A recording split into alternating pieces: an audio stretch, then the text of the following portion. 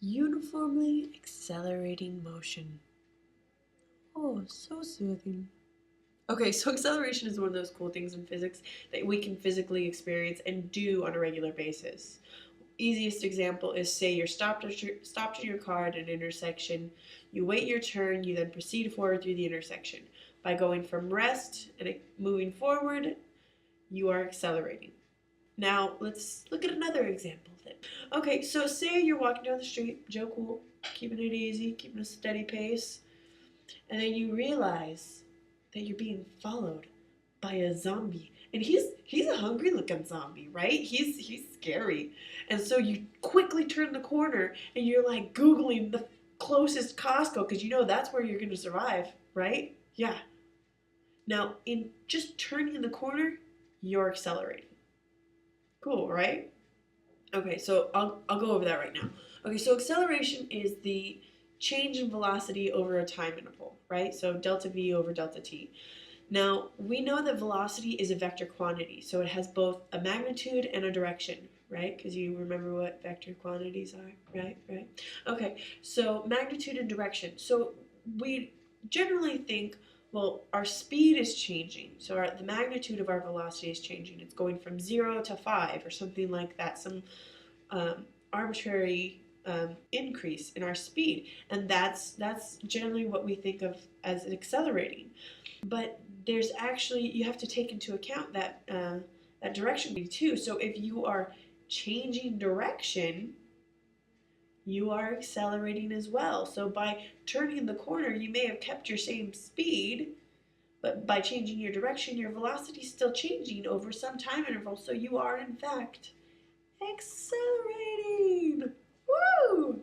Okay, so this week in lab, you're going to be looking at a specific acceleration. The acceleration due to gravity, right? I mean, how cool is that? It's like the gravity of it, man. It's true, gravity has a specific acceleration associated with it. Here on Earth, that acceleration is going to be 9.8 meters per second squared. Now, we can take measurements and then do calculations to get this value as long as we are close to the Earth's surface and remove air resistance. So we'd be in a vacuum, ideally. But because, it's kind of important to breathe, we won't be in a vacuum when we do this lab.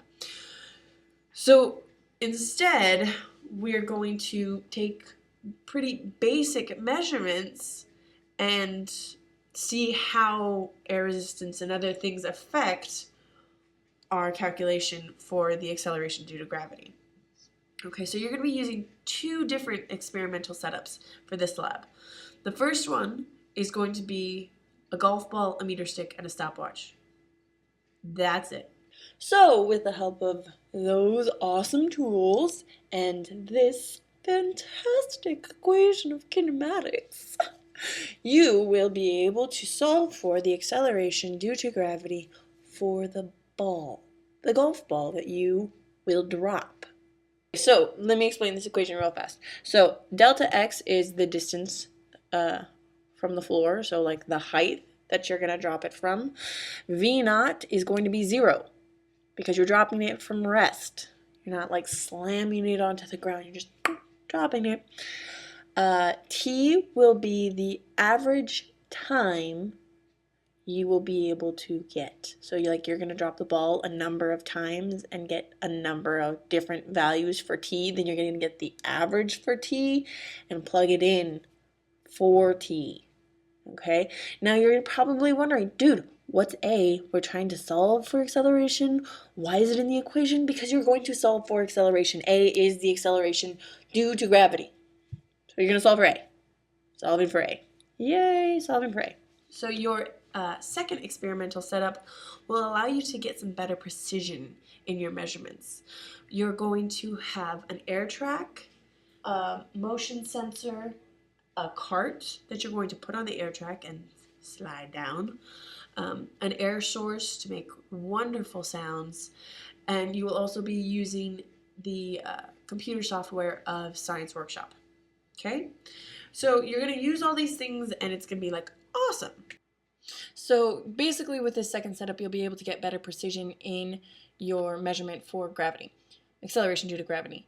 it creates basically a frictionless environment. And the best way to see what's going on is to draw a free body diagram, which basically diagrams all the forces acting on the cart, thus allowing us to bring out that F equals ma and, hey, get down to acceleration. Okay, so let's focus. So we're going to go ahead and draw first our tabletop and the incline of our air track. And so this is just to help us define what's going on. Then we're going to go ahead and draw a pretty purple cart. We're going to say it's purple. It's kind of more maroon. Pretty purple cart.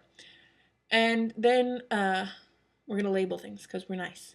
And we're going to go ahead and define the direction of motion. Now, direction of motion isn't necessarily part of a free body diagram, but I like it to see the orange arrows. So it's nice. Okay, so direction of motion is going to be going down the incline of the air track.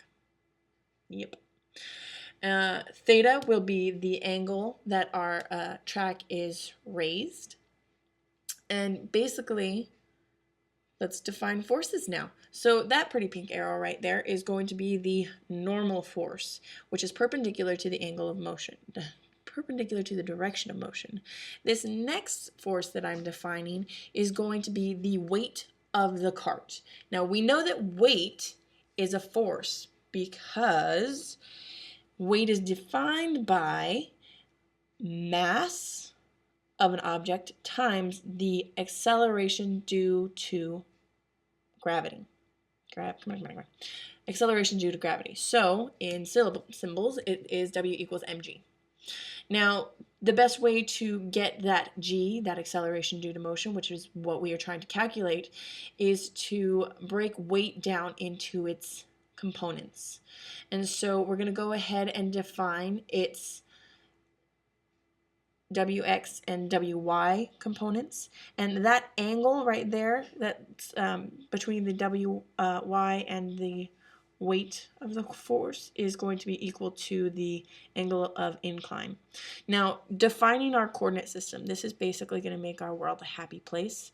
Because our direction of motion is at an angle, we're going to say that our x-axis is also at an angle. So we are tilting our entire coordinate system.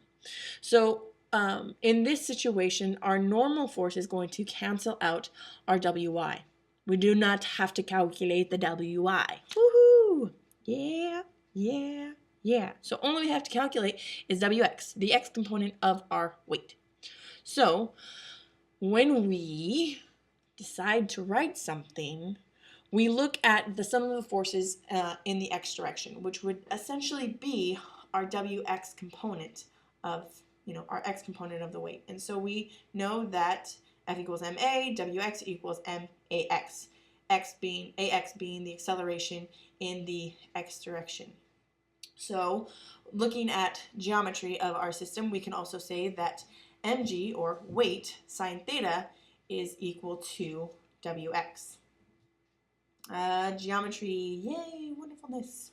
If you have any further questions on that, go ahead and ask your instructor. So we can simplify this down to ax equals g sine theta. Wow, right? Gotta love math. Where ax is the acceleration of the cart down our air track. So, theta is the incline of our track, our air track. G is the acceleration due to gravity. It seems to be a common thing that's being said in this lab. Okay, so we are going to solve for ax, we're going to measure theta, we're going to measure ax, and solve for g. We are then going to do percent error for both the golf ball drop and the air track stuff. All the measurements that you get from your air track. Okay, then basically that's it. You're done. Have a great week. Bye.